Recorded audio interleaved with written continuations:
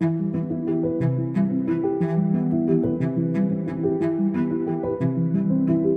I met Jed at the end of 2018. He was actually the youth leader at the youth group I was going to at the time. You know, training, teaching, gathering, just loving people, welcoming people, reaching out, going out. I briefly mentioned how I was into video. You know, at the time I was working with some YouTube channels and stuff like that. Eventually we got in touch because they needed somebody to do video for them for this business they wanted to start called Acrylic University. Actually, at the time, I don't even think it was called Acrylic University. I don't think it had a name. I just think that Jed wanted to teach people how to paint in acrylics. He had this passion that he wanted to pursue. So the original team was me, Jed, Renee, and Dan Erickson. And Dan took care of most of the website stuff for us. He built this website basically from the ground up for us on WordPress. I know what you're saying. Like if we went through and we said, and we kind of talked about the courses themselves. Now, the first course that we ever filmed was Acrylic 101. It was an introductory crash course on acrylic paints. We really had no idea what we were doing. You know, we sent out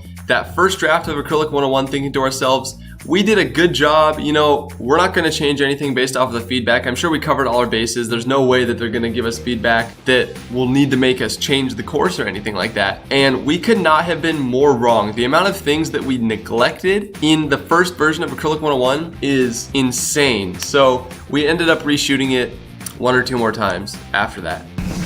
It's midnight. We're in the studio still recording. We're going to be here for another couple hours probably. We worked so hard that year. There were so many late nights. We were so tired. But it was worth it. We did it. We completed Acrylic 101. So I joined Acrylic University in late 2018 and we didn't actually launch until late 2019. It was like summer 2019. And so we spent most of 2019 just preparing content for the launch of the site, as well as getting a trailer shot for Acrylic University, because originally we had this huge idea for Acrylic University that it was going to be this thing where we would travel all over the place and we would film painting lessons on location. You know, originally we had an idea of Jed like painting on top of a mountaintop, you know. And so later in the year we traveled to San Francisco and we spent 3 or 4 days there. Hey friends, welcome to Acrylic University in San Francisco.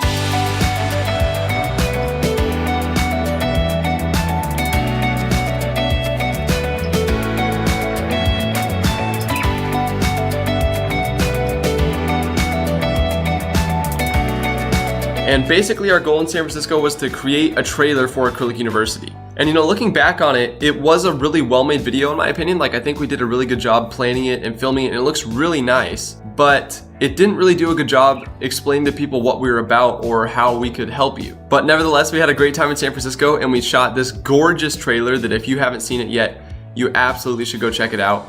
So we traveled to Arizona, Scottsdale, Arizona. We visited the Grand Canyon and Jed attended a workshop there in Arizona. I remember how unprepared we were for the Grand Canyon. It was freezing cold and we had brought like light jackets because we were like, you know, it's the spring. There's no way it's going to be cold at the Grand Canyon, right? I have never been this cold in my life. And we were so wrong. It was frigid. We could only film for like a minute and a half at a time before we had to shove our hands in our pockets and warm our fingers up again because they were totally numb and frozen. Yeah, that's one of the main things I remember about the Grand Canyon, aside from how spectacular it was. Oh my God. Whoa. Oh my gosh. Holy crap. Guys, there truly are no words. It's incredible. Like, it looks amazing in the pictures, but when you get there, you can't describe it.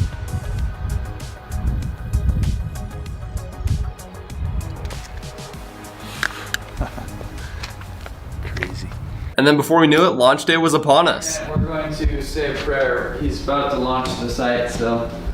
June 6th, 2019, launch day of Acrylic University after 9 months. 9 months! It's true, it's crazy. Well, let's do it, man. We're live! We're live! I'm sending an email to my brother first thing. He said, tell me when you're live. In late 2019, we traveled to Oregon to visit Jed's nephew, but also to film Color 101.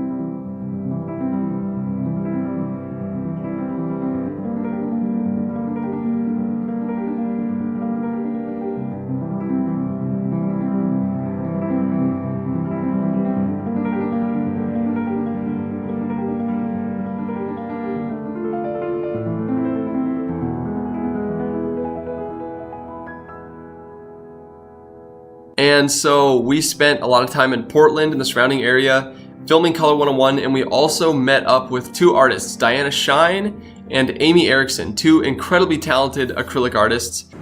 How long have you lived here? 20 years. Really? In this house? Yeah. Whoa, really? I know. That's awesome. I know that. That is so cool. Cadmium, the Vasari cadmium orange. I only need this if I'm gonna do this. Oh, okay. Because nothing makes this color. Oh, really? Right. Okay. Or like if I want a setting sun that is just a weirdly super strong setting sun color. I don't know. So I'll use that or this. Yeah.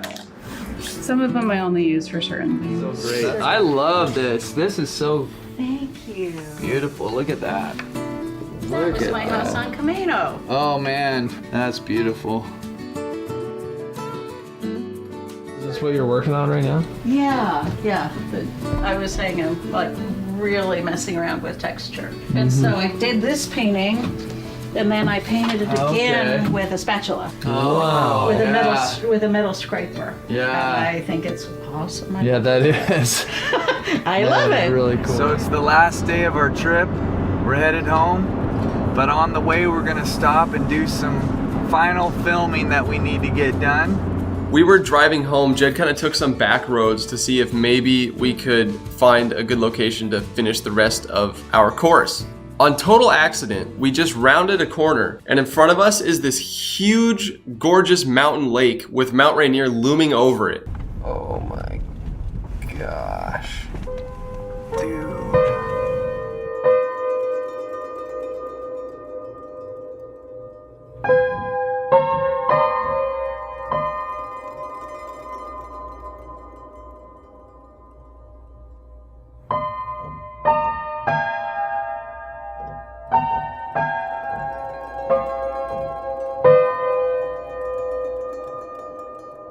And we were like, this is it. This is such a blessing. And so we got out of the car right there and we filmed the rest of the course. In 2019, we also started filming a vlog that was kind of like a behind the scenes of our life as a small business creating Acrylic University. And we made about 9 or 10 episodes, if I remember correctly, before we stopped doing it. And when I entered the art world, so many people did not think that acrylics were a medium that you could be a professional artist in. But 2020 was a pretty big year for Acrylic University. We really started figuring out kind of how we were going to get Acrylic University out there, how we were going to market it, and how we were going to sell it. In 2020, we started Friday Night Live, which remains one of my most favorite things that we've ever done. So about a month ago, we started doing these Friday Night Live painting parties. Every Friday night at 6 p.m. Pacific Standard Time, Jed goes live on YouTube and he paints a painting. All right, guys, we are live and we're excited. We're gonna be painting this beautiful, beautiful sunlit kind of scene. At the end of the stream, he gives the painting away to somebody watching. If you haven't been to one of them yet, you should seriously come. People from all over the world show up every single week, and it's overall just an incredible time. Basically, we would go live on Friday nights and Jed would paint a painting live and he would chat with people while he painted his painting. And it's funny, actually, we tried it like 2 or 3 times and it didn't seem like people were super interested. And then one day we just had like 1,000 people show up out of nowhere to watch Jed paint. We got a lot of encouraging comments, about I've been stuck inside because of COVID, and it's been such a blessing to see Jed paint and to interact with you all. And so we kind of stuck with it, and we haven't been doing it every Friday since, but it is a pretty regular thing here at Acrylic University. It's a staple. Welcome, it is Friday night. Welcome to Friday Night Live. It's Friday night! Welcome, it is Friday Night Live, and we're glad to be together again. One question we've spent a lot of time thinking about at Acrylic University is, what is our goal? Like, what is our mission statement?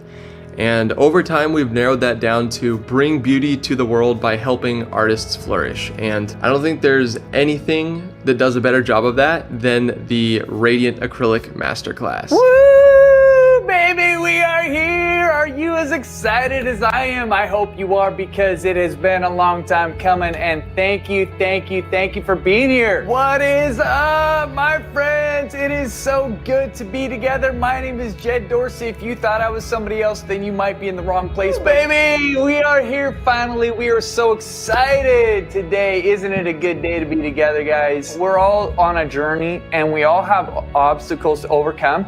And it only hurts us if we start comparing ourselves with other people, because we're from different places, we have different backgrounds, we have different stories. And you probably heard this quote before, but I love it, and I just repeat it. Comparison is the thief of joy.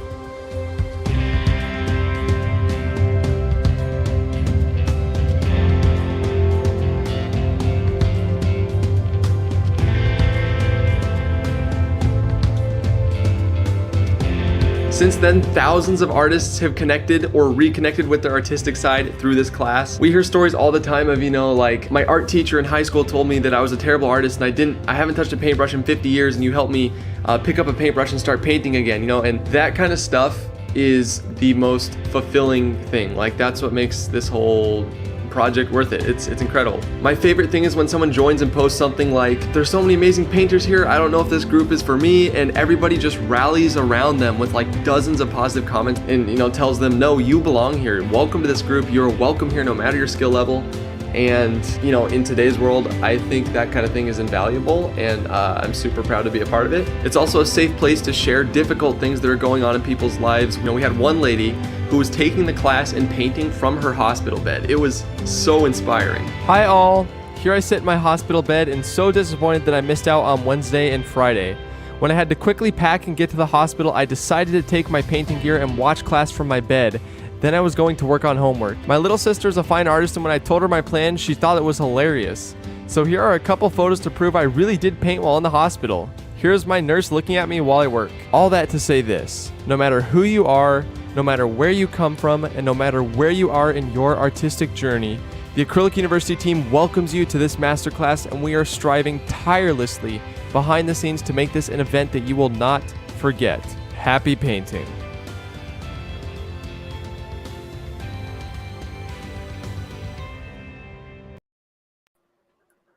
Welcome, everybody. We are so glad that you are here. We are so thrilled to be able to welcome you into this masterclass that is starting right now.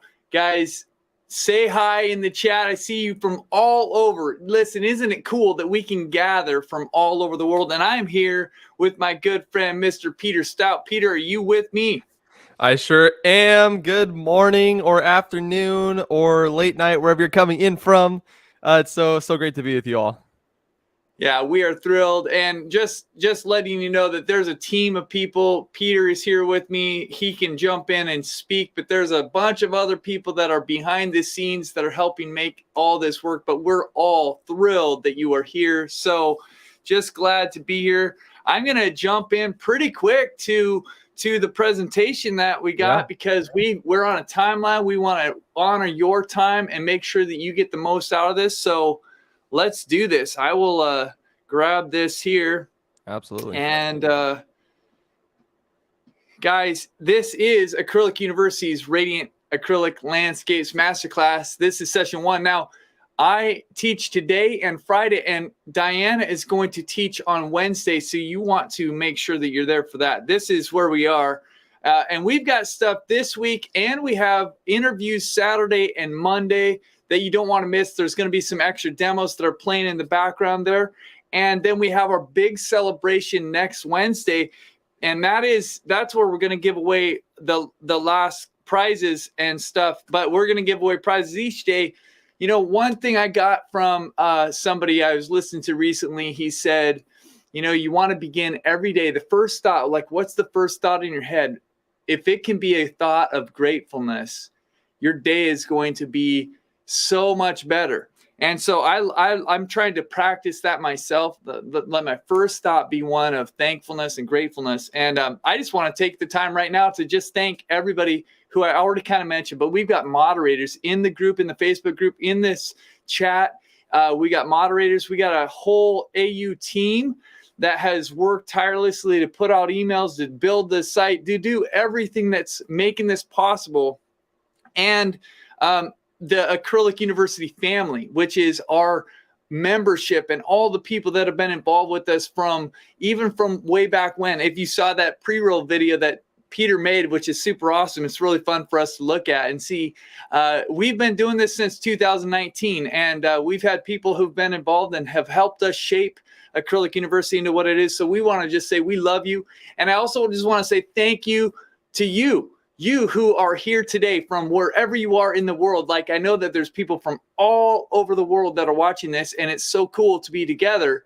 And I want you to know that you are meant to be here. That's not just something that we say. It's something that we believe from the depths of our heart. And we've seen it so many times that people come, and I get inspired every time I'm here, because I go through the Facebook group and I see you guys posting, I see what you're going through. Like, there's such a variety, and it's so cool. But I want you to know that art is about more than skills. Art is really an adventure. And if you can kind of get that concept in your head that, hey, it's not just about like learning something, it's about an attitude, it's about an adventure that you're embarking on. And if you can kind of take that as your way of thinking, it's actually going to help you, because art is, it's kind of like a way of life. If you've been painting at all, you know that it impacts you. It impacts the way that you see the world, because all of a sudden you're starting to look up at things and you're realizing, wow, how would I paint that? Or you're observing things. So art is an adventure, and we're so glad that you're on this adventure with us. And I just have a few words of, hey, it is an adventure. It is a journey. But if you're a beginner, if you're somewhere where you feel like, you're maybe like stuck or something, just remember to be patient, and be patient with yourself. Sometimes we are so hard on ourselves, and we wish that we were further along than we actually are. And so just remember to be patient with yourself, and also be patient with the process, because it is a process. You don't just go from, starting out to like a master or wherever you are. There's a step in front of you. And so be patient with the process. And this is maybe the most important thing I can say: to avoid comparison. We all are tempted to look at somebody else and think, oh, I'm not as good as them. Or look, oh, I'm so much better than that. Whatever happens, comparison always either makes you feel proud and better than other people, or it makes you feel less than, and you feel bad about where you're at. But the reality is that we all come from different places, different stories, different backgrounds, and we're all on a different journey, and we've started at different times and everything like that. So just remember to celebrate and encourage each other.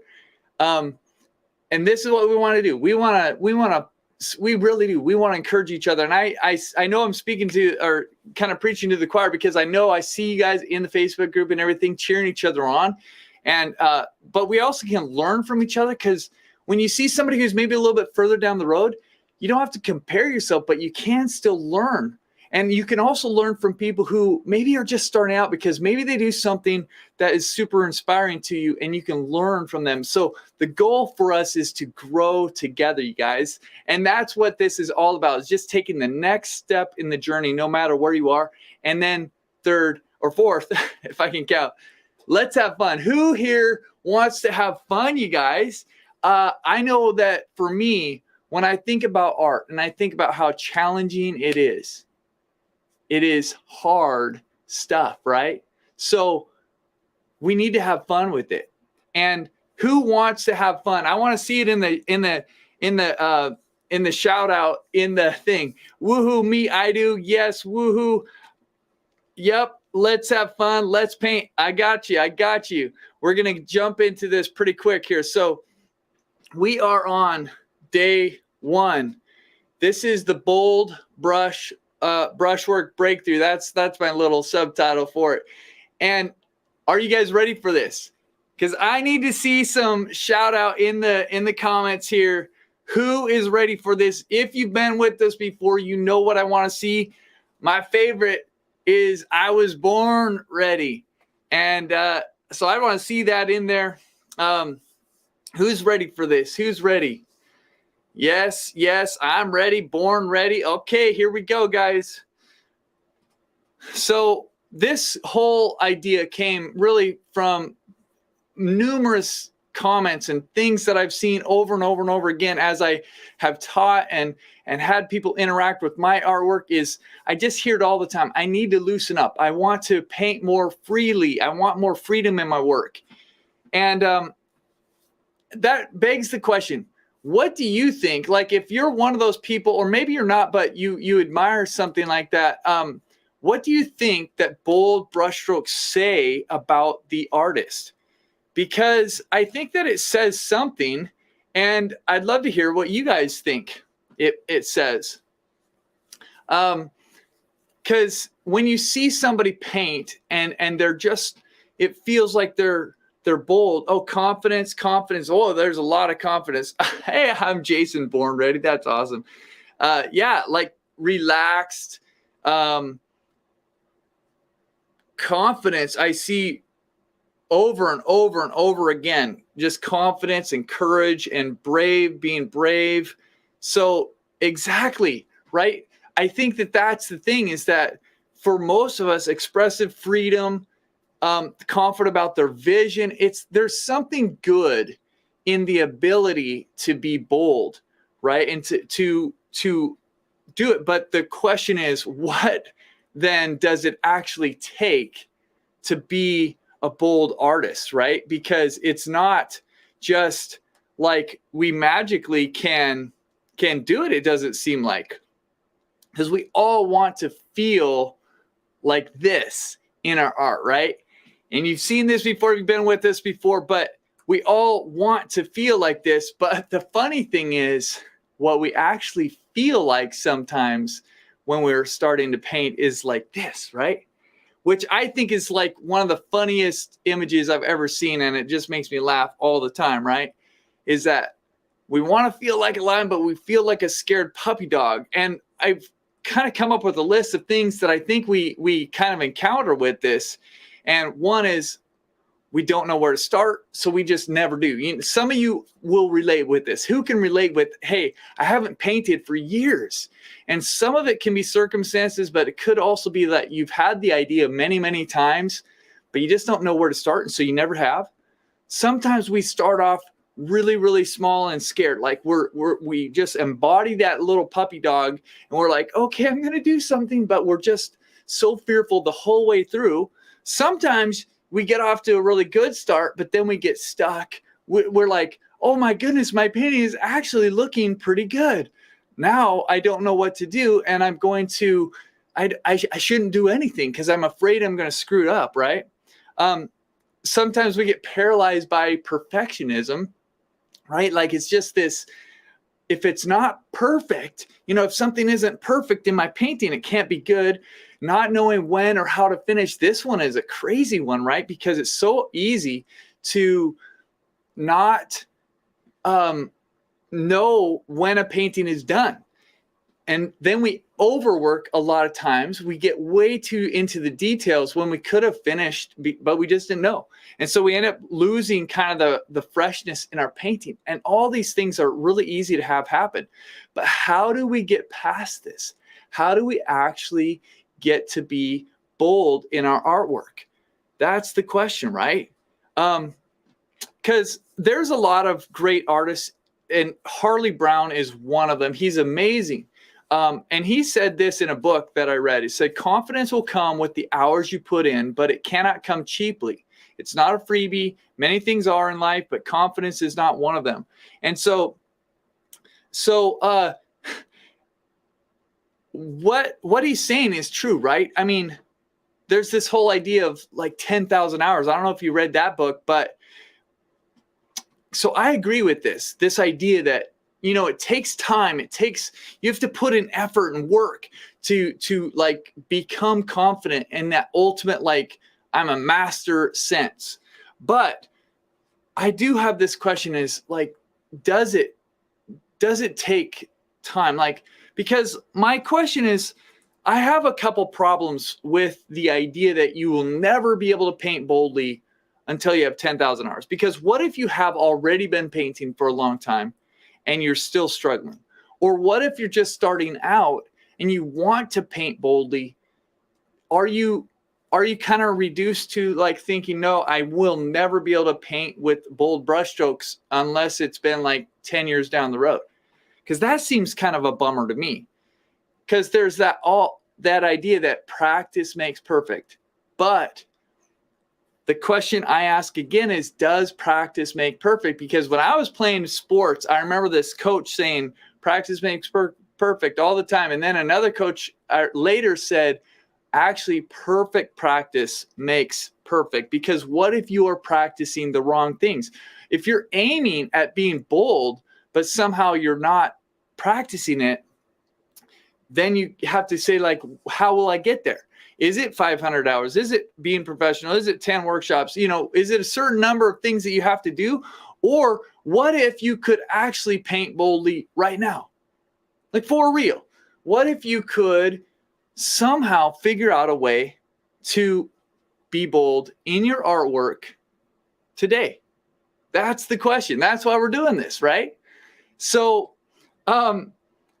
I love Georgia O'Keeffe. I love this quote so much. I think she puts it into such a good, simple thing that we can understand. But she said, I've been absolutely terrified every moment of my life, and I've never let it keep me from doing one single thing.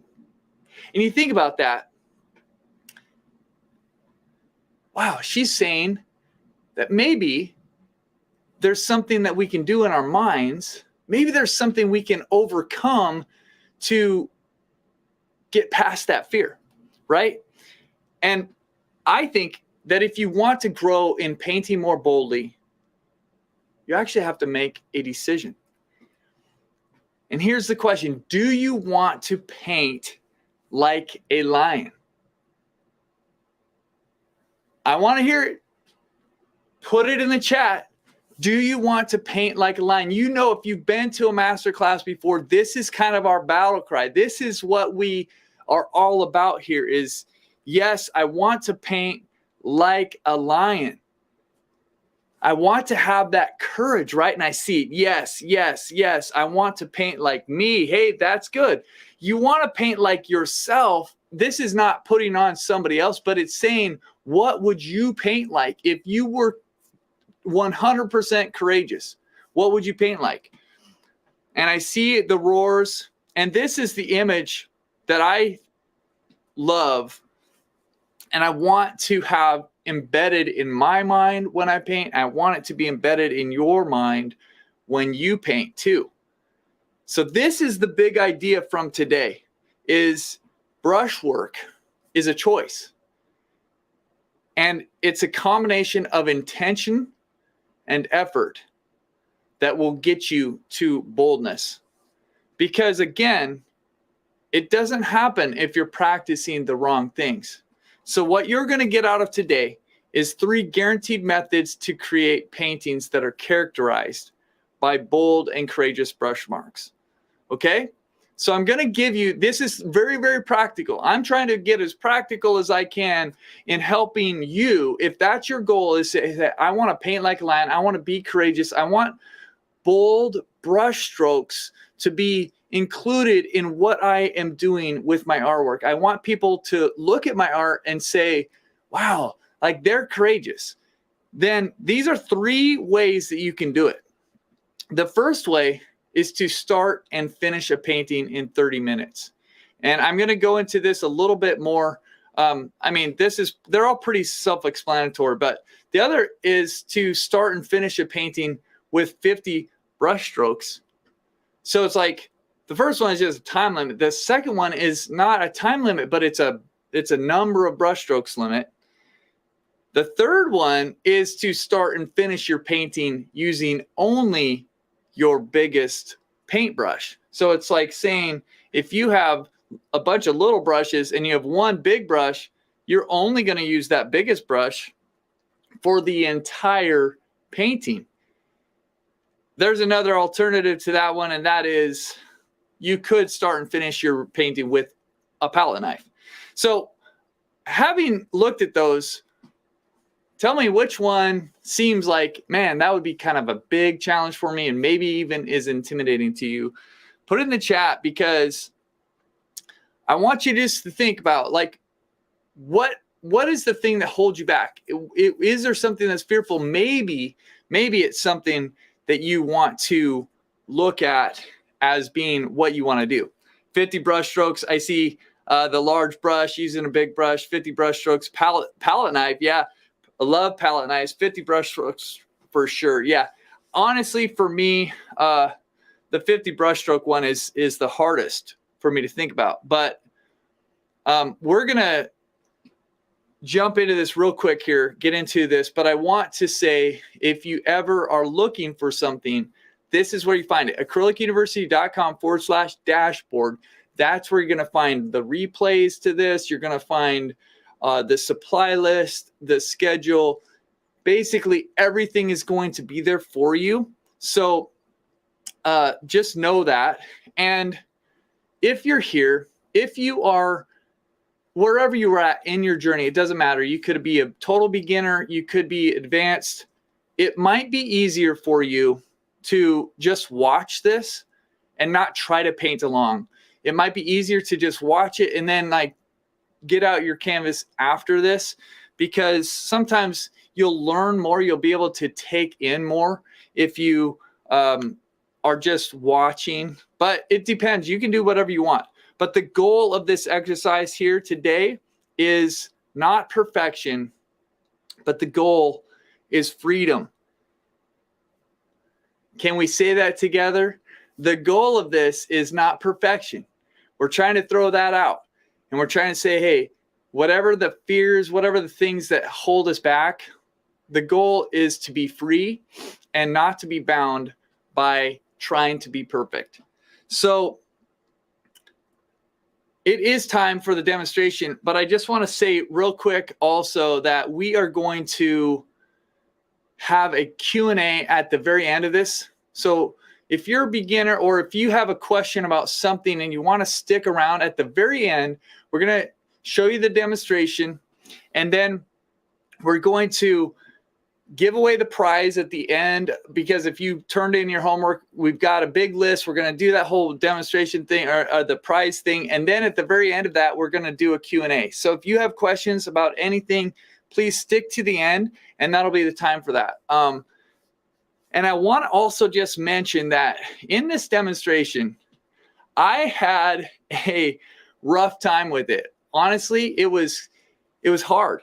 And you'll see that I kind of mentioned that, because what happened is I started recording it, and then at some point I was like, I got all worked up, and I wasn't sure if it was turning out, and I was very, very tempted to just scrap it and start over and do a whole nother painting.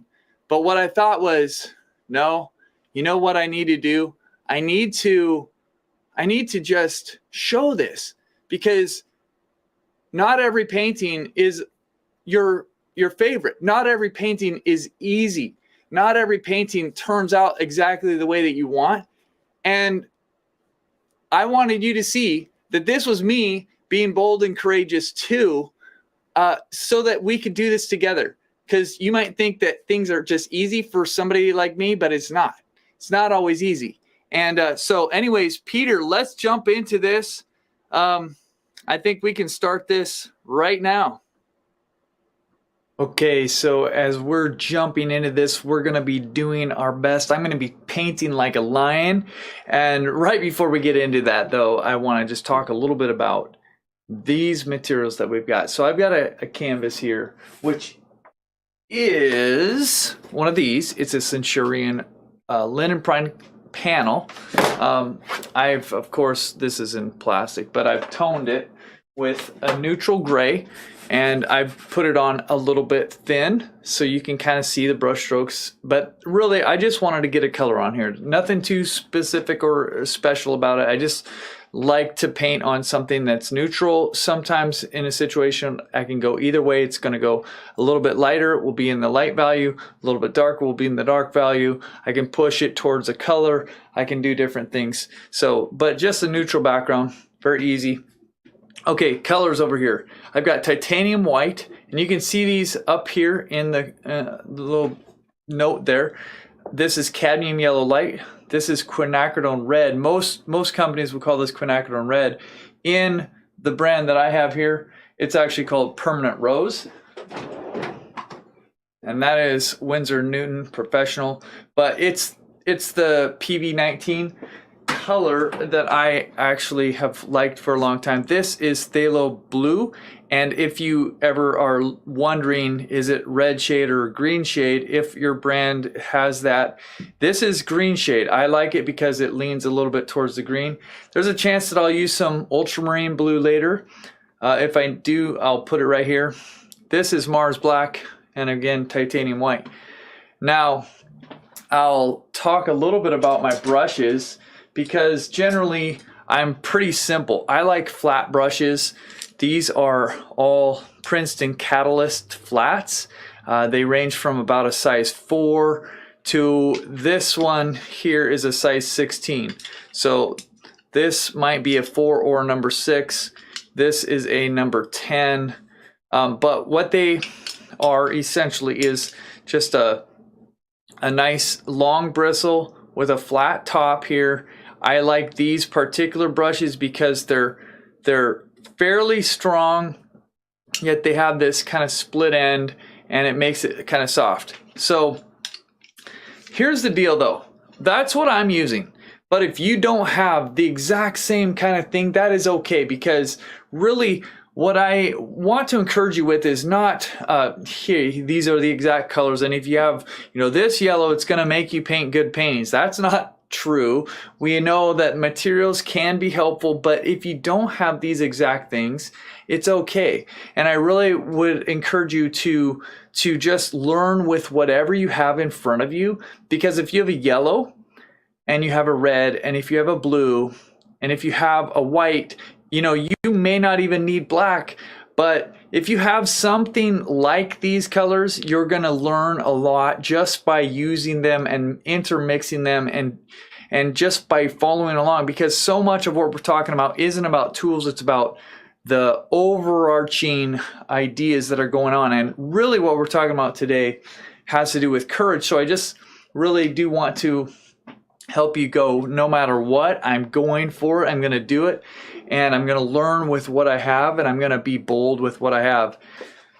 Now, I want to also just show you a few things, because as we're talking about bold brushwork, I thought, you know, why don't we just talk a little bit about brushes and about what kind of different ways that we can use our brushes. So I'm going to grab some of this, because what I find is, a lot of times we get stuck in ruts with our brush strokes. And so what that might be is that you might just use your brush one particular way. Like you might put down a brush stroke like this, and that's like all that you do. And your whole painting might be, you know, little variations on the exact same brush stroke, right? And it doesn't mean that it's can't be nice or can't be a style or something, but it also is just one of many different ways that you can use your brush. And so what I often think about is like, how much paint are you loading on?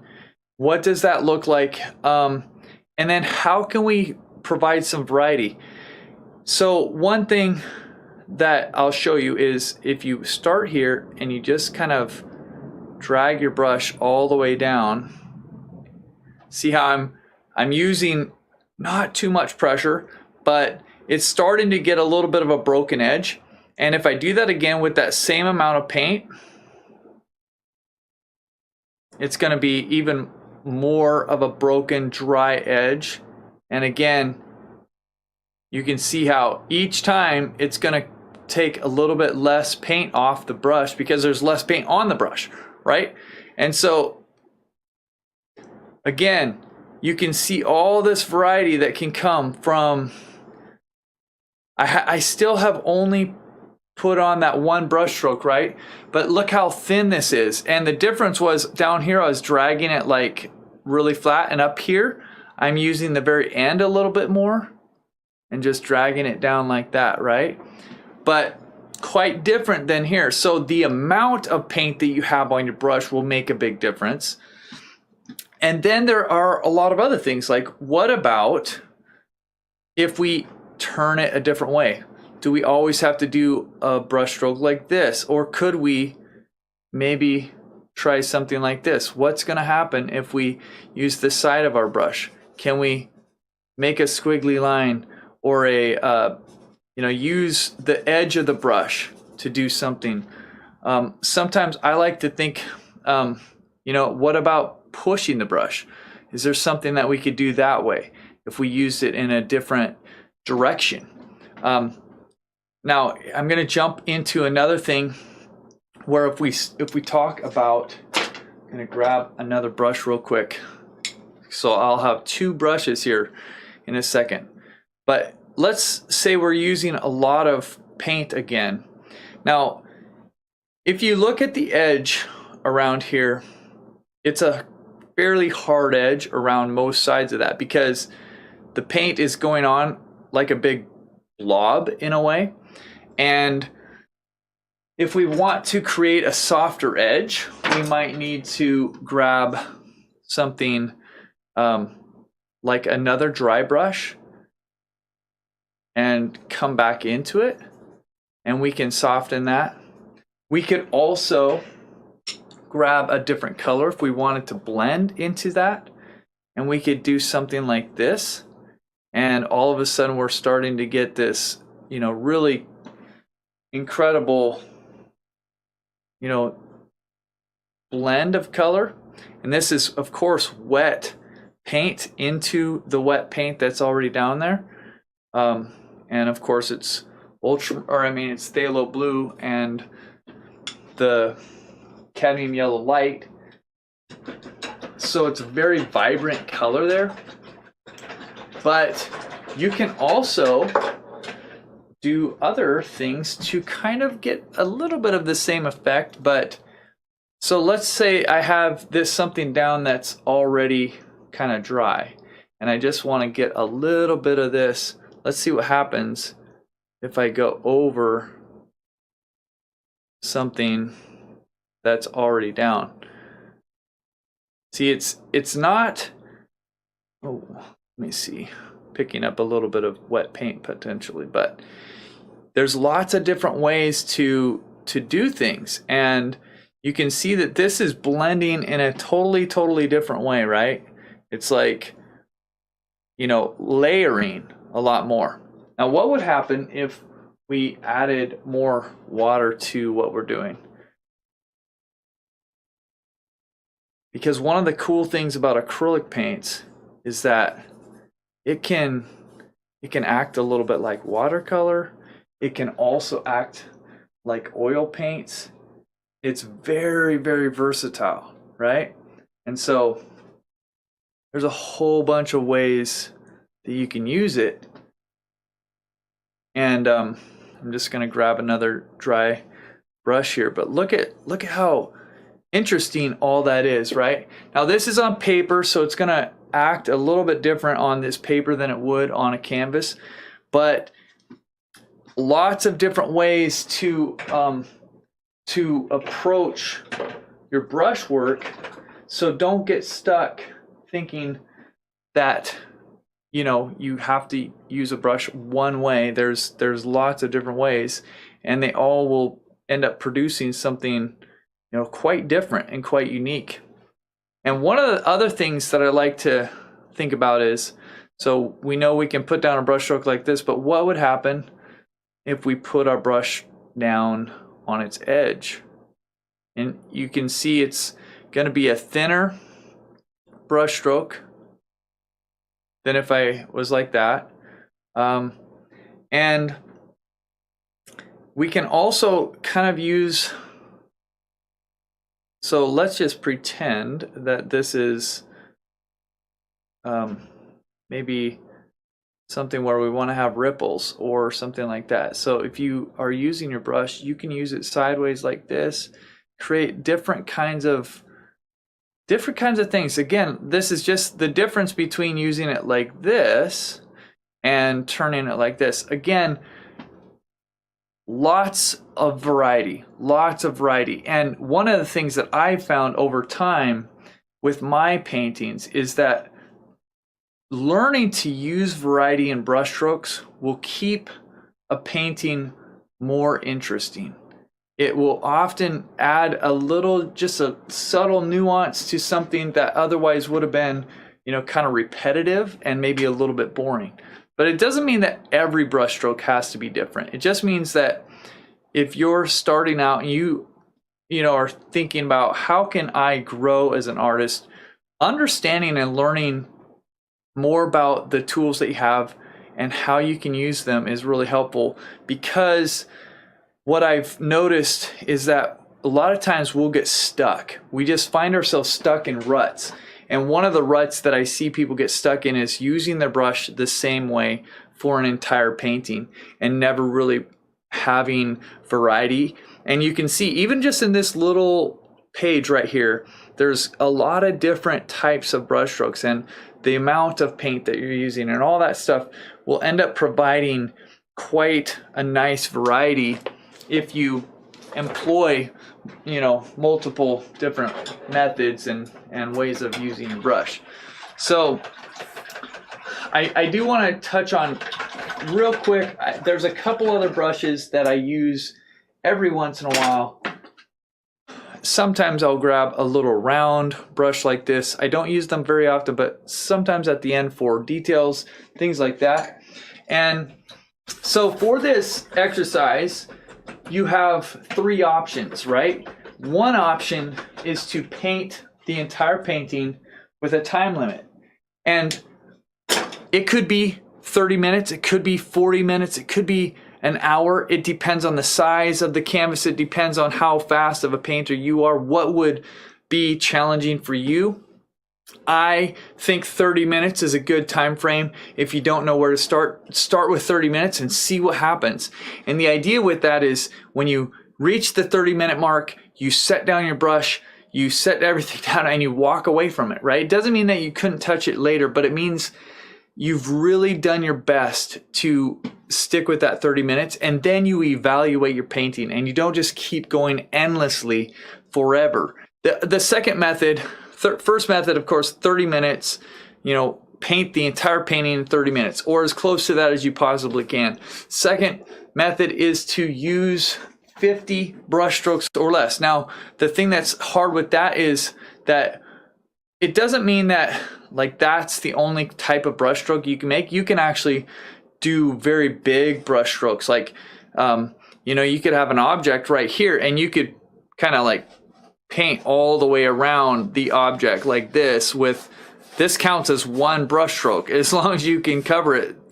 That's one brush stroke. It's just not lifting up your brush for, however long that is.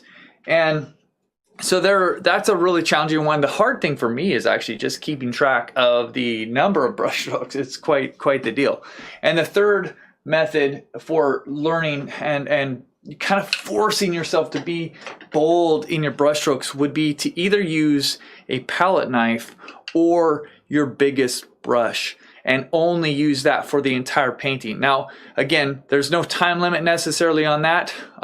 But just the fact of using a tool like this or like this, you're not going to be able to get super detailed. I always laugh because I always imagine somebody grabbing their big brush and then somehow managing to turn it into a small brush. But even if you were trying to do that, I think it would be quite difficult to be super detailed and realistic with your brush stroke. So no matter what, you can choose any of those options. I am going to use the 30-minute timer. For me, it is just a little bit simpler in terms of keeping track of everything because I'm going to be actually teaching while I'm doing this. So I'm not going to be just, thinking about how many brush strokes or that kind of thing.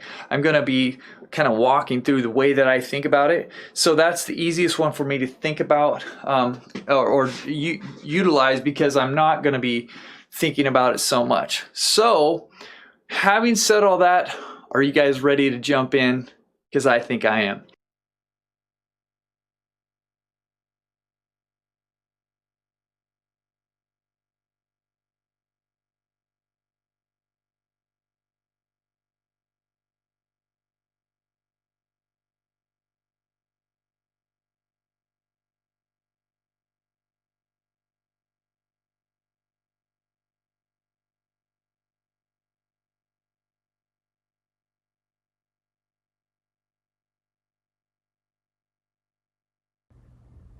Okay, we are started. 30 minutes. I've got this violet that I've already got kind of mixed up here. So I'm just going to create a dark with that, adding a little bit of black, a little bit of red, and I want to start shaping this scene and putting things into place and starting to get the road. Here's where I'm going to end up putting the end of the road, essentially where it goes down and it turns the corner and disappears. But this is a kind of a nice easy place to figure out, and then I can build everything around from here. If you want to use a different reference photo when you're doing this, that's totally fine. Or if you want to change the shape of this, but I kind of like the shape of the road. I like the way that it curves a bit, and I think it will be quite a fun scene to paint. So I'm just gonna continue to shape this a little bit here, and then start to get the darks into place as it's kind of the foundation of how often I build a painting. And I think that usually it's nice to have the darks on the bottom underneath. So there's a shadow area at the foreground of this painting, and of course we've got some of these telephone poles, power poles that recede into the background, but the ones that are further back are in the sunlight, and so I think I'll do them with more of a lighter color, and just concentrate on getting this shadow area right now. Now,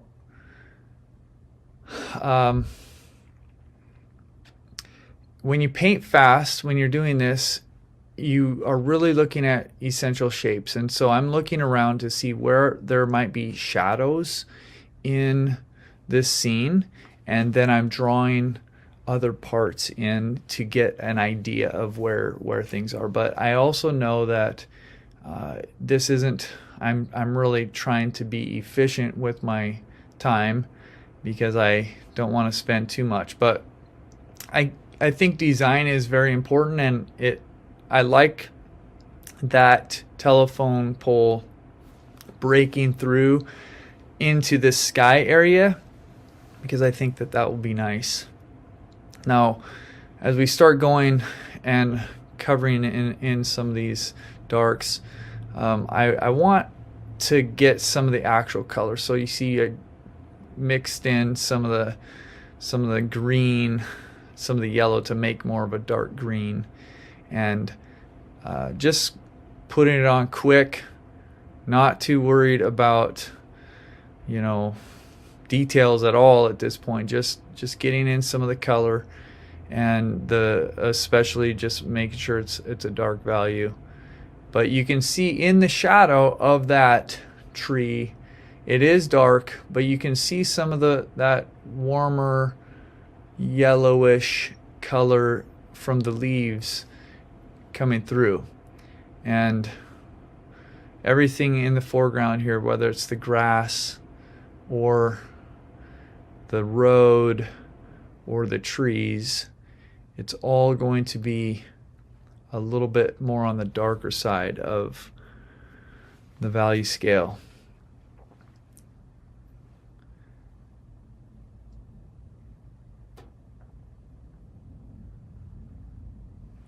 But I'm mixing in white because now as this goes, I want this to be kind of a violet color, and as it moves to the right, away from the trees, I'm gonna make it slightly lighter, just because it's not under the direct shadow and there's more reflected light hitting it from the sky. But is it totally accurate to the scene?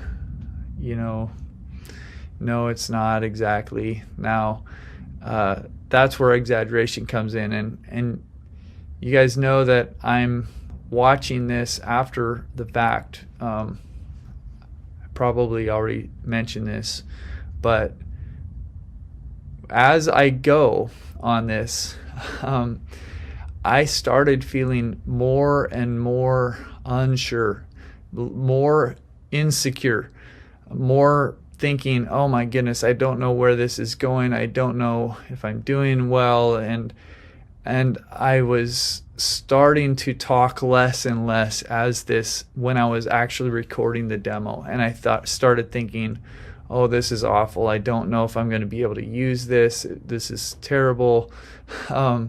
And again, I'll just say real quick, I'm looking at the values, and I'm looking to see, okay, where are the darks, where are things at? And right now, because the background is a neutral gray kind of color, we're still not seeing anything that is really light. So that grass on the right side to me looks a little bit light to me right now. But part of that is because we don't see the white.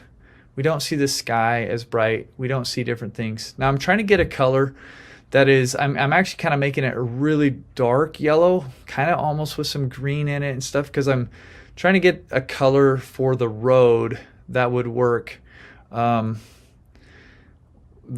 line. And we know it's yellow, but if we let our brains tell us things, well, the line is yellow paint, we'll probably just grab for yellow. But our eyes, if we observe carefully, will look at it and realize, oh, but it's darker. It's not just a straight yellow. And I'm moving into the brighter values up there. But all that to say that I was deliberating whether or not I should even use this when I'm painting, and I'm thinking, oh man. Now I don't think it was happening quite yet. I was still feeling okay about it at this point. But anyways, just know that I'll do my best to talk through it, but I'll also kind of try to talk through a little bit of the struggle that I had here in this painting, because I want you to know that it's not necessarily easy to to paint. Even though I've been painting for a long time, there's still challenges and insecurities and issues, and I really felt like this was a flop, and I was about to just give up on it, but I just kept going with it. But anyways, so I'm looking at where the light is back there, right? And you can see I mixed up some yellow and red to create kind of an orange, and then a little bit of white to make it more peach. I'm getting a color for the shadows across the road. Now I leave it that color, but I don't think that that's a perfect color, but I didn't really have time to come back, and I'm thinking now, okay, well, we've got more shadows in the background, and the shadows that I have back there right now that are really dark in those trees, they're a little bit too dark. They're a little bit too purple. They're the same as the shadows at the front. So I'm looking to see how can I adjust them a little bit, make them more true. And I'm also adding that where I put in that blue back there. I'm kind of thinking, can I push things back? I always am thinking in terms of layers, thinking in terms of atmosphere. And as things recede in the background, they lose more of the yellows and the reds, and they have more blue that shows through. That's why mountains in the distance are blue in the distant. I said it right, but I do. I'm still like not saying that those aren't that far away, right? So it's a little bit up to you to decide how far do you want to push something into the background. And I kind of end up going with, okay, that's going to be kind of mid-ground. There's still going to be some warmth in it, but the darks hopefully aren't going to be as dark as the front, the foreground, and the highlight colors, the oranges and yellows, are not going to be as vibrant as the foreground yellows and oranges. So because you're working fast, if you're following along, or if what I was doing, I have wet paint on the canvas, and so when I'm dragging my brush into that, or mixing color and applying it, it has a tendency to mix a little bit more, and you can make some of those edges soft right off the bat, just by kind of running your brush through. But I'm not thinking so much about edges at this point in this painting, because I'm really still just thinking about how can I, I'm covering the canvas and I'm trying to get the general gist of this down, and then I'm thinking I'll adjust later. Now I've mixed in my phthalo blue with a little bit of the quinacridone red and white to create this background hill. And you can see it's almost the same value as the neutral gray. So we don't really see it very well because the sky isn't in there, but it's more colorful than the gray. So we do see that part of it for sure. And it's a kind of a pretty color, right?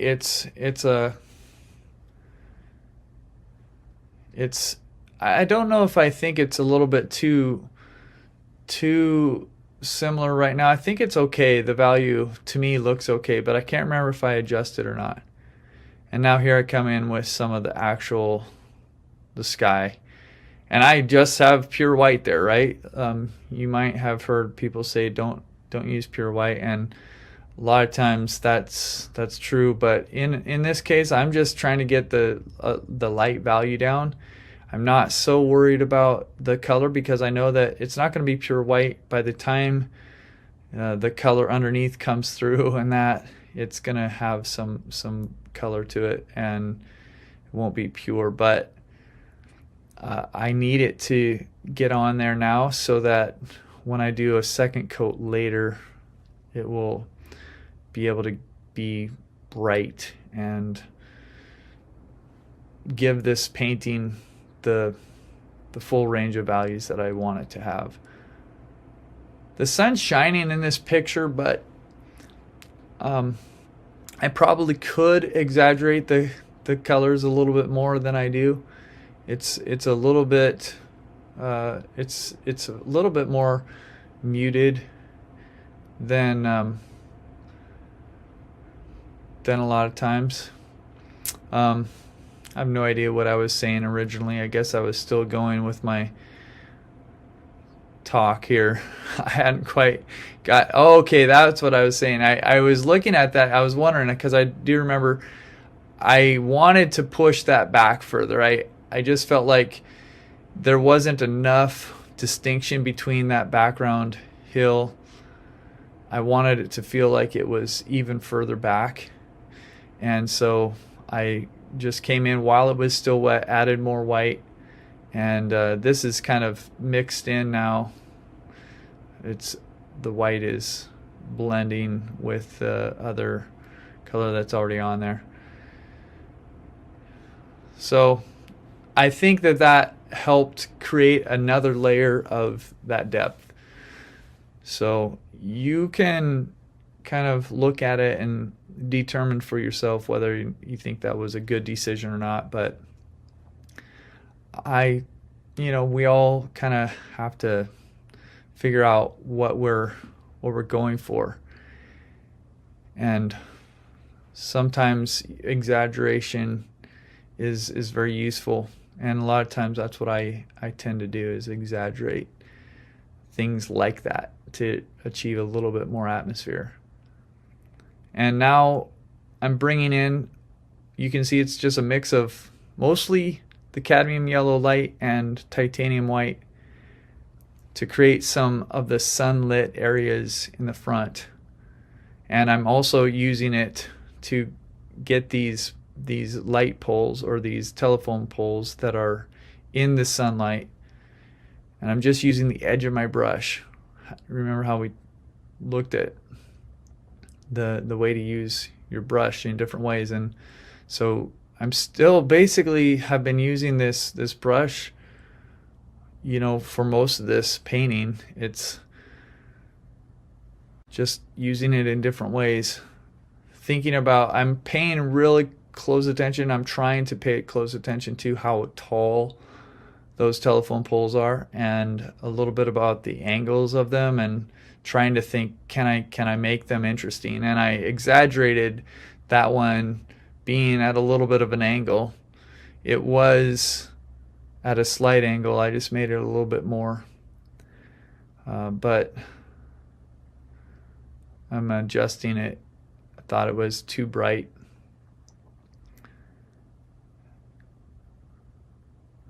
But we're over halfway through now. And so I'm aware of the time, and I think that it's as we get going, keep going with this, that I start feeling the pressure. Oh man, I only have this long to go, and I don't feel that great about this, right? I don't know. I think I saw in that telephone pole the value was correct when I had first put it down, but I wanted it to feel that it had more of a cool nature. So I added some of that phthalo blue, and even it was a little bit on the green side, and I kind of added that in. But I do think that it's somewhere in here where I really start feeling a bit insecure, and I'm starting to think, okay, how am I going to pull this together? And so if you feel like that during this exercise, the one thing that made me think, you know what, don't redo this. Whatever happens with it, like whether it's a complete failure or not, Jed, like what you can do is you can just be honest, and you can just be real with it, and you can voice over it, and you can tell people how it was hard, and how like we all have paintings that don't turn out the way that we were hoping that they would, and or exercises that are difficult and challenge us, and just so you know, like this exercise, I've done it so many times, and it's still a challenge, and it's still something that is difficult, and sometimes it's more difficult than other times. Sometimes it seems kind of easy. Now you can see I just grabbed one of my little brushes, and I'm thinking about putting in that there's a tree over there that you can barely see in the reference as it is, but there's also the sign, and I don't know if I put both of them in right now, but I'm kind of thinking about what will make that kind of an interesting area and stand out a little bit. So yeah, I do put in the sign right now. But one thing that I haven't even really noticed yet is that there's a whole area of shadow over there on that right behind the sign that I haven't really put in. And I think it takes me a little bit longer to realize it. But I probably could have done a bit better of a job when I was putting in my darks initially, of paying it a little bit closer attention to where the pattern of light and shadow is. But I also, right now, I'm thinking, okay, I've got, the purple is in there, but is there room to go a little bit deeper with my darks? I don't mind using black. If you have been around at all, you know that it's often on my palette. It's not always, but probably 80 to 90% of the time it's on my palette. And in this case, I'm using it to just add a little bit of definition and maybe a few little marks that they may end up there. Like I kind of put in a little tree trunk, but you can see that I'm kind of coming back with lighter colors now to add more details around some of the darks. Again, I generally try to put light or mid-tones over my darkest darks, or at least on top, so that the lighter values are the ones that stand out and are thicker in their in the visual look. And I'm really just looking at the reference photo to try to get some of the pattern that I see in the lighter areas of the shadow. And when you think about the shadow, the values are limited, but they're not exactly the same. I mean, there is a difference between the deep shadows and the areas of shadow that are not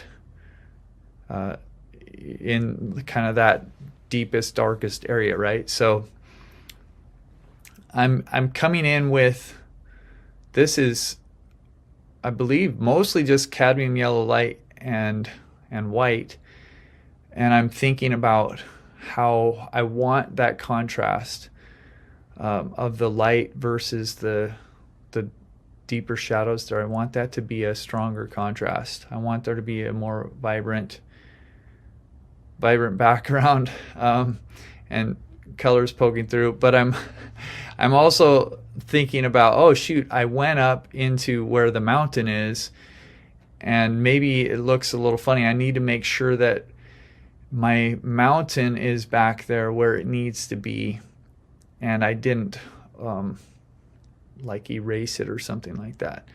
But I can guarantee you that at this point, when I was recording this, I was not talking. I was quiet. I was doing my best, but I was feeling very uncertain about how this was going to go, and just trying to think, okay, where are we at? What needs to happen? Where are the values good? Where are there things that can be changed? And I'm really just relying on observation, and I'm looking at those trees, and I'm realizing, okay, there are parts of them that are hit by the sun and are a little bit lighter in value. And so that's what I'm going back to right now. And at some point here is where I think that I realize that there's also that shadow area that's missing on the tree, the trees, mid-ground trees to the left behind the sign.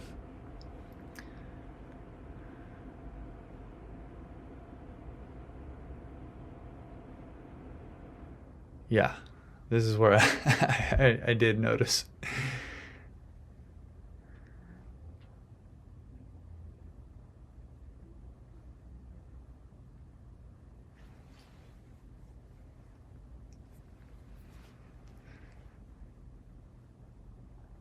So mostly darks, I've mixed in some phthalo blue.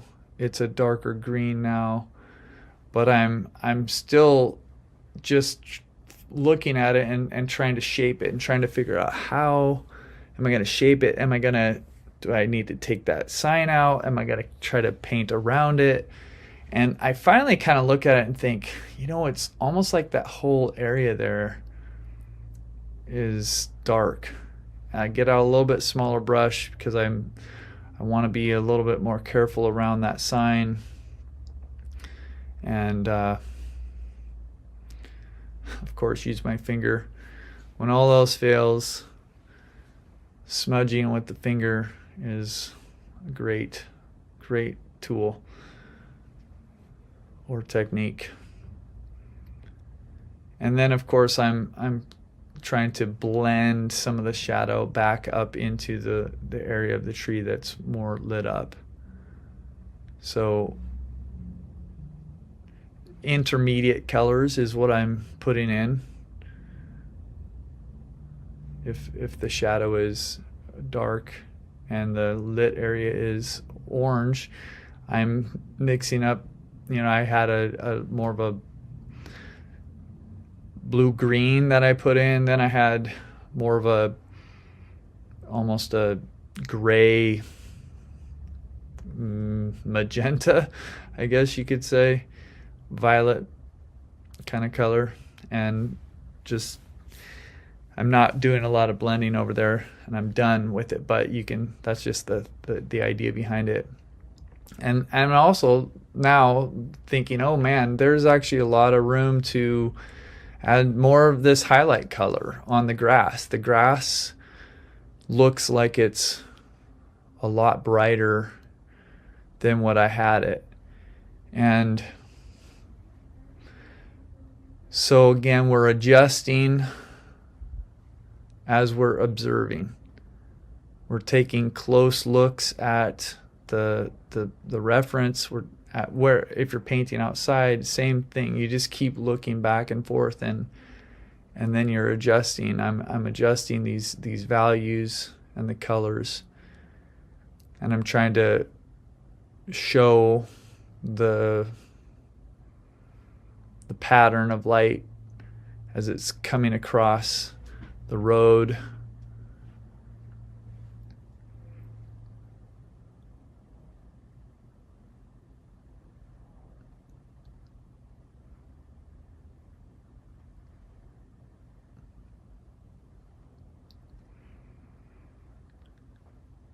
And I think I'm probably looking at the clock and feeling more and more nervous. Thinking, oh man, I don't know what I'm going to do here. I don't know if I'm going to get done. Pressure is on. So you have some decisions that you can make when, and I thought, I always, even though I get fearful at times, I think that what I've realized over time is that sometimes you just have to say, okay, whatever, worst thing that can happen is I'm gonna screw up. Let's screw up big. Let's just keep going with it, and let's do our best, right? And so I saw some more color back there that I thought would be helpful, bringing up a little bit of the saturation while still trying to keep the idea of shadows and light on those trees in the midground.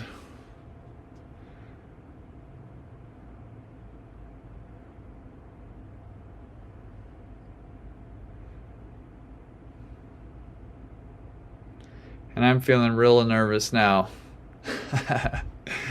Only a minute 34 left.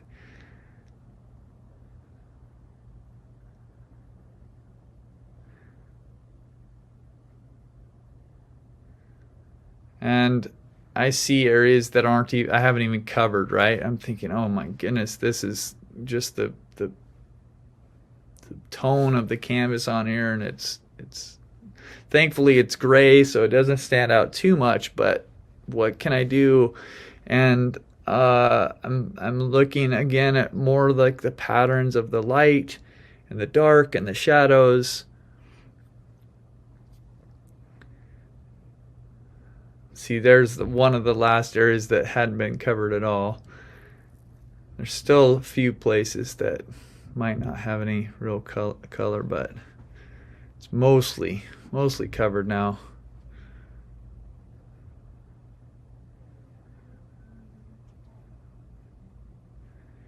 And we're almost out of time. But I'm giving it my best last hurrah. Hey, let's get some of that vibrant color that's there. Let's try to do that. And then I think the very last thing I want to do is that second coat on the sky that I wasn't able to get to before. Can I do it now? Can we just, time is out, but there we go. Okay. And then I see that the time has stopped, and I put down my brush and I say, there we go. Win, lose, draw, whatever happened, it happened. I have no idea if this is a good painting or not, but I stopped and I'm done. Okay, so there it was, you guys. Hopefully that was kind of fun. And as you heard me saying that whole time, you know, that painting didn't feel to me on the inside when I was actually doing it.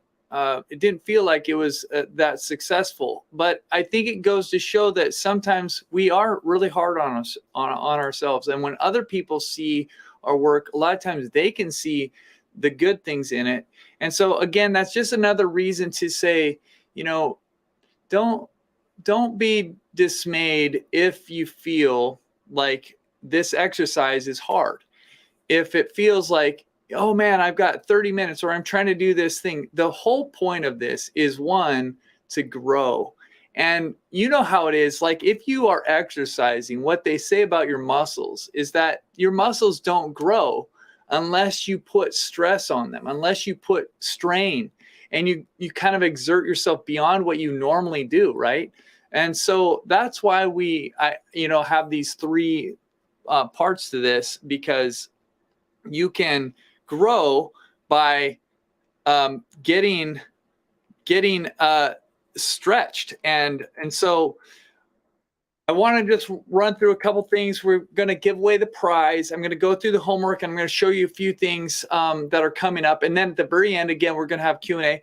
On Wednesday, we have got a fabulous session. So make sure you mark your calendars for Wednesday, because we have Diana Shine.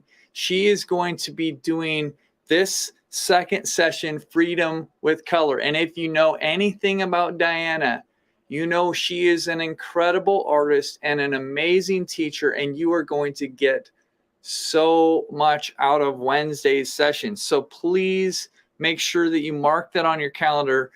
She is absolutely amazing. Now, the homework for this session is to choose reference photo. Again, go to acrylicuniversity.com/dashboard. That's where you'll find everything. And but the homework is your choice. You can either do the 30-minute painting, you can do it in 50 brush strokes, or you can use your biggest brush or the palette knife if you want to use that alternative thing. Take a picture of it, of your painting, and then if you can, share it in the Facebook group. That's always really fun for everybody to see. But the main thing to get eligible for the prize is to submit the form that is right there on the dashboard by Wednesday morning. That's what's going to come. Again, like I said, we're going to have a Q&A right after this time. And as you're thinking about jumping into your painting, what do you want to paint like? Remember, this is the courage that you want. I did see somebody say they wanted to paint like a chimp because they paint really colorful or abstract or something like that, which was really fun. But the language that I'm using is you want to paint like a lion. Let's paint like lions. Let's get into this. And now it's time for this giveaway. So I'm going to really quickly share my screen, and I'm going to going to grab. Here we go, guys. Are you guys ready for this? Are you ready for the giveaway? Because today we are giving away a $200 Blick gift card. Okay, so all I'm going to do is I'm going to press this and we're going to roll, and it's going to pull up somebody's name. And this is where I get all nervous. Let's see, who is it? Who is it? $200 Blick gift card so you can buy some art supplies. Okay, Gina Johnson, you are entered. You have won this, so make sure that you come and Peter, could you do me a favor and put up on the screen? Could you put up the support at acrylicuniversity.com email address? Totally. Perfect. Yes, thank you. Awesome. Thank you. Yeah. Go Okay. for it. I'm just gonna close the curtains. I got the sun in my eyes. Oh yeah. Okay, so that's what we gave away. Again, Wednesday we've got the Diana Shine incredible session that you don't want to miss out on. And remember, you are loved and believed in. Guys, we're going to stay on here right now. So if you have a question for us, we are here. We want to answer your questions. We know that we went through a lot. We didn't necessarily get to every question if it was in the chat. So if you want to stick with us right now, we're here and we're going to take this time to answer your questions. So Gina, make sure you write us that email. And guys, we love you. We believe in you. We're so proud of you. And we just want to say, if you're off now, you're taking off, that's totally good, totally fine. But if you want to stick around, we're here and we're going to take some questions. So sweet. Yes, indeed. Good times. Good times. Is the recording we can watch? Yes. The recording is going to be on the dashboard. So again, acrylicuniversity.com/dashboard. That is your place. That's the one. And I'll find that actually on my slide presentations just so that I can show that to people, because that is helpful for people to know. Let's see. Yeah, anytime you have a question, definitely check the dashboard first. The dashboard is your place. It's like your best friend for the masterclass because it has everything. We put everything there. We try to make it as simple as it can be. 57. Okay, here we go. But yes, this is the address right there that you want. acrylicuniversity.com/dashboard. I'll probably keep that up so that I can put it back up there again. Okay. You said that acrylics. Okay, let me see if I can. You said that acrylics look like watercolor and also like oil. What can I do to make my acrylics look more like oil paintings? Well, one, paint thick and use layers. A lot of the best oil paintings do exactly that. And then like the method that I showed you to paint, you don't want to leave your lights or your whites like thin. Like you could technically like have a white canvas and then just paint and leave the white. That would be the way you would approach a watercolor. But with oil or acrylic, you want to put on your whites and your lights later after you and you want them to be thicker. So use a palette knife, use lots of paint, and they'll end up looking more like acrylics or like oils with that. Okay. Did you use a Stay Wet palette, Jed? Yes, I did. I always have a Stay Wet palette. Got one right here. This is what it looks like if you've never really seen it. They're a compartment and they have this special paper. There's a sponge underneath, or I a lot of time will just use paper towel. But Stay Wet palette, super awesome. And I see that was another question here. What are your thoughts on painting with hog bristles on stretch canvas? I don't use hog bristle brushes or anything like that. All of mine are synthetic. So I don't like hog bristle brushes because I think that they soak up the water worse than these synthetic ones for acrylic painting. Let's see. I have a tendency to distort colors too much because I want them more exciting. How do you pick colors and stick with your decisions? Well, it's all about relative color. Like, to me, it's not about like, is a color this or this? It's about how does it work with the rest of your paintings? So what I try to do, if I have a reference photo or I'm painting outside, I try to see what is the general color there. And I usually try to get something that I think is the average color for an area. And then if I want to exaggerate it, I will add a little bit more saturation to it. And then I look at it as it compares to the rest of the painting. And so sometimes if you change one thing, you need to change another part of the painting. But all my decisions are based on observation.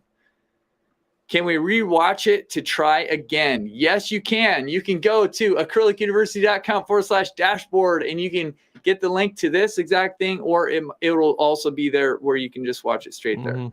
Where do we send where do we send the 30-minute painting we just did? So all the stuff you need is on the dashboard. So if you go to the dashboard, there's a form where you submit your homework, and you're also supposed to post your finished painting on the Facebook group that's part of the homework. So all that info is there on the dashboard for you. Is the homework the painting we just studied? So you can do this, or there are 2 other reference photos that we have there for you, and you can use those reference photos. So I'm going to actually do a little something here. Peter, can you answer one more question while I update the dashboard? Yeah. Will you be instructing a bit on color mixing? That would be Wednesday's session with Diana. So if you guys are interested in color mixing, we know that's a really hot topic for people. So definitely be sure to be here on Wednesday. That will be an incredible course or incredible session for you. Can you please explain how to mix the paints? I am a beginner. Do you want to touch on that at all, Jed, or should we just leave that to Diana? How to mix paints because you're a beginner? Well, I would say just practice with what you have, and sometimes you can just practice on the side, not on the actual painting. Just like mix a little bit and see what happens when you intermix. But it's going to be very helpful for you to come on Wednesday. That's what I would say. Use this as a practice and don't get discouraged. Just do your best. And then come Wednesday, you're going to learn a ton about color. Yeah, because the goal of this session is just to like loosen up. Even if you're not mixing the colors that you're super happy with, we just want you to be bold and loose and just try things. Karen says, is smudging to correct a mistake or is it for artistic effect? And it can be for both, really. Yeah. I do it a lot if I put down something that's not exactly right. So I'll just smudge it or soften an edge or something like that. But then it can be like that is an artistic effect. To create a softer edge is also that. Do we have watching to you mix the paint? How do we get there? Oh, okay, any tips? That was kind of the same question. Yeah. Do we have to use your photo reference, or can I use my own for the homework? You can totally you make use it your show own. up, Peter? Can you make that for sure? question I show up? There we go. So do we have to use your photo reference, or can I use my own? You can totally use your own. Do you have to mentally remind yourself that most acrylics dry darker? Oh, that's a good question. I use these. These are Winsor Newton professional acrylics, and they have a special clear base, and they don't really dry that much darker. So it's a little bit of a workaround. If you do struggle with that, I highly recommend this brand. But for years, I never had that, and I would just I just had it in my head. I knew what would happen, and so I was making that adjustment. So Jazz says, do I need to submit my phone number to be considered for prizes? No, you do not at all. It's a Google form, and you just have to put your name and email and answer a couple quick questions saying that you did the homework. Couldn't open the homework form. What should I do? Try a different browser, preferably Google Chrome. But if you can't get the form to work, you can't be submitted for prizes because we pick randomly from the people who have submitted. So, okay. Julie says, can we do a painting at our own time? I could never do a 30-minute or 50 brush stroke painting. Yeah. I think the main thing is, so what I would say, if you're intimidated or those seem impossible for you, but you still want to do something that would have the bold brush work, use your biggest brush.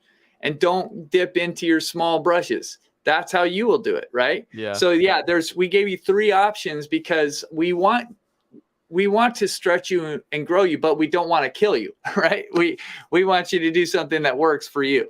Mm-hmm. Let's see. I saw a question that was like total beginner something. Do you add water to all your colors? I'll keep going until you find it. No, I don't. I barely ever use water when I'm mixing my paints up. I usually am trying to get water out of my brush. Julie says, total beginner, when do you rinse your brush? Hey, do you want to put whenever you have a question, throw it up there. There you go. Total beginner, when do you rinse your brush? That's depends on how clean of the color am I trying to get. Sometimes I want it to be, I don't care that much if it's mixed a little bit with the previous color that I just used, because it's, maybe it's a gray kind of color and or it's brown, or, it's something that's like, it's going to be a mix anyways. Mm-hmm. So I just will grab more paint and just try to mix it. If I'm trying to create a really clean color, maybe it's the sky or something like that, and I need to have a nice clean brush, that's when I'm going to go in, I'm going to rinse out my brush really well, clean it, dry it, and then come back. For sure. Here's one. How do I keep my shapes from becoming exaggerated? They grow as I go. Now that's a very interesting question. I don't know exactly how to answer that because I don't know what you mean exactly.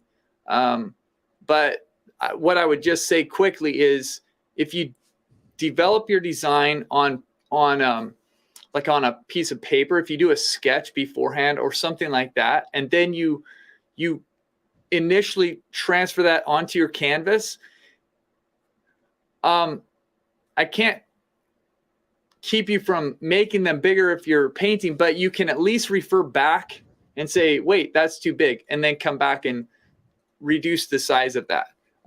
If you're having a hard time transferring the image over to your canvas and you're making it bigger, then what I would recommend is print off the reference photo, make a grid, and then put the grid on your canvas and use that grid to find out the spacing. I can't go into it too much more than that, but that'd be the best way to do that. You only used a few colors. Should we stick to the same colors? Yeah. So if you're new, I mean, not even if you're new, there are a lot of artists that are switching to a limited color palette, and it helps your paintings have more of a color harmony because all of your colors are kind of generally based out of the same, 3 basic colors, and also it saves you a lot of money because you don't have to go buy all these like, crazy off the wall color names and have, like 30 tubes of paint. So super, very helpful thing to do. It makes it simple. Color choosing is simple, but you can use as many colors as you want. I mean, it's not that you have to do it the way that we do it or the way that I do it, but Mosa asks, do you use a fresh palette for every painting? No, I don't. I usually just scrape it down a little bit. It's a nice paper surface that you can clean, and then I just go again. Okay, Pamela says, I'm slow at color mixing. Can I do a color mixing plan before the 30-minute? Yeah, absolutely. It's a good idea, especially if you are you're going to have a time limit. Yeah, mix your colors beforehand. That's no problem. Where is homework on the dashboard? It's right under the session 1 section. All the info's there. At what point do you feel like a painting is complete?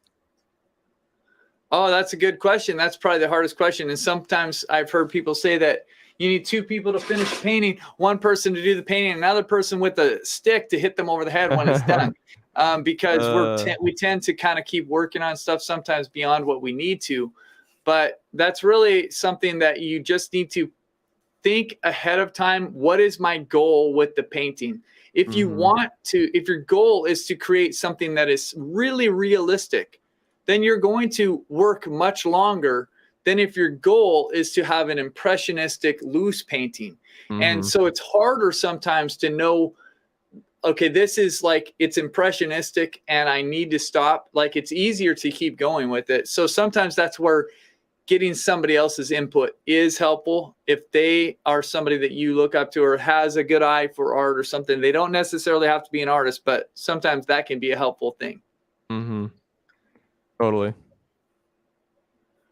Okay, I'm looking favorite acrylic brands. I just shared with you, Cameron, my favorite brand right now is the Winsor Newton professional acrylics. Love them so much. I also have had great time painting with all the brands like Golden, Utrecht, Liquitex. They're all good in my opinion. The main difference is whether you're using professional grade or the artist grade versus the student grade. And if you're using student grade acrylics, what I always recommend is buying at least your yellow and potentially your white in professional grade, because they're the ones that matter the most in terms of being thick and opaque and covering well.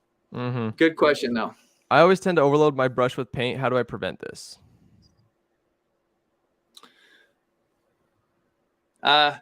Well, Diana says something, I think it's her, where she says something like, I'm getting like a whisker of paint or something kind of like that.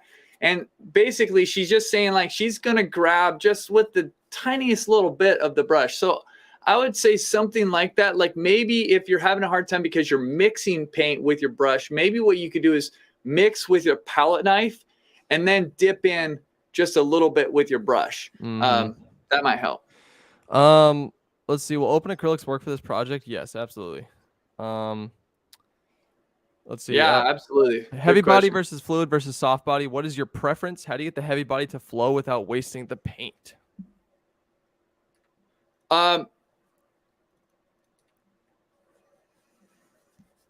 So what I would do is if you're wanting to reduce it, you could mix a little bit of water in. I mean, just a little bit of water is not going to hurt anything. You can also get medium to mix in.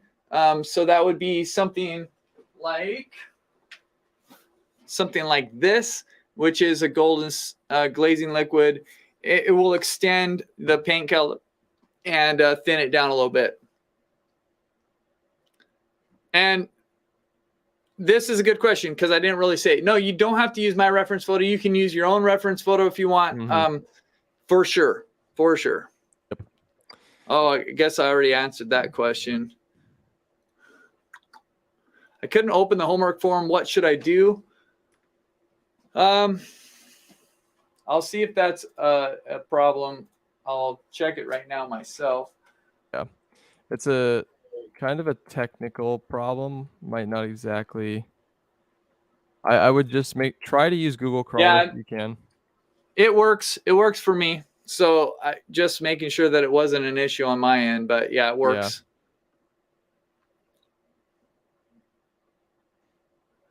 Yeah. Let's see here. Mara, thank you for your kind words here. Well, that's an example though of where sometimes we don't. I honestly did feel super insecure about it, and it took me like a little bit of time until I could look back and say, oh, that painting is not as bad as I felt like it was. Mm-hmm. And I would reason to think that that's the same for you guys too. A lot of times you look back at something. For sure. And yes, I just answered this. Yes, you totally can choose a different reference photo. Mm-hmm. I should have answered that before. Can we watch this video over again later? Yep. It'll be after this is over. The replay will be on the dashboard. Right here, acrylicuniversity.com/dashboard. There you go. Just want to say thank you. This is not my usual style, which made it super fun. Good. Glad about that for sure. Yeah. How many sessions are part of this class? I know you're going to say, look at the dashboard for the schedule. Yeah. Well, so there are 3 main teaching sessions. There are today's Wednesday. Diana Shine does this incredible session on color. And the third is Friday, where I'm going to look at brilliant sunlight. Then on Saturday and Monday, we have artist interviews. So we're going to be talking with different people from Acrylic University, and we're going to be doing demonstrations underneath that. So there's not going to be as much instruction with it, but you'll still see paintings being done that are related to this course. And then on Wednesday of next week, we're going to have our final celebration, which is a fun time, just looking back, having given us all a little bit of time to work through things, because we know there's a lot of information, a lot of content. And sometimes people really don't have time until the weekend or maybe even into next week to get some of the homework done. So that gives us a little bit of time, and it's a really fun time to be together at the very end. Exactly. And yes, there will always be replays. So the replays will live on the dashboard, but you can actually come back right to YouTube for now everything ends at the end of the masterclass. And so they won't be there forever, but during the masterclass, all these replays will be there for you. So you can watch them as many times as you can until then. Totally. Yes, golden is good. Golden is very good. Think we're coming up on time here. Okay.